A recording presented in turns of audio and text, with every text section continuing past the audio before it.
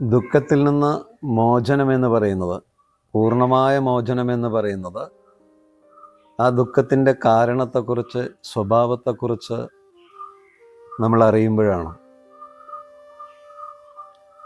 ജാഗ്രതയോടെ, ശ്രദ്ധയോടെ ഒരാൾ ജീവിക്കാൻ തുടങ്ങുമ്പോഴോ ദുഃഖത്തിൻ്റെ കാരണത്തെക്കുറിച്ച്, അതിൻ്റെ സ്വഭാവത്തെക്കുറിച്ച് അയാൾക്ക് അറിയാൻ കഴിയും. അങ്ങനെയുള്ള ഒരാൾ ജീവിതത്തിൽ ഉണർന്ന് ജീവിക്കുന്ന ഒരാളാണ്.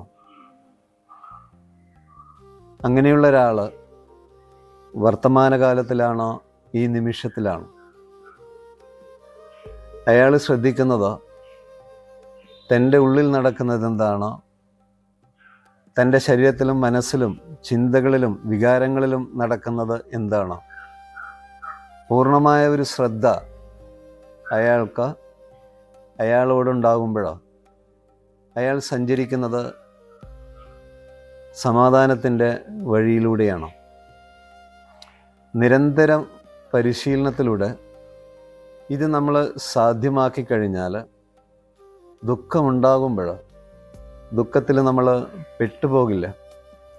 അവിടെ ദുഃഖമുണ്ടാകുമ്പോൾ ഒരു കാഴ്ചക്കാരനായിട്ട്, ഒരു സാക്ഷിയായിട്ട് നമുക്കതിനെ നോക്കി നിൽക്കാൻ സാധിക്കും.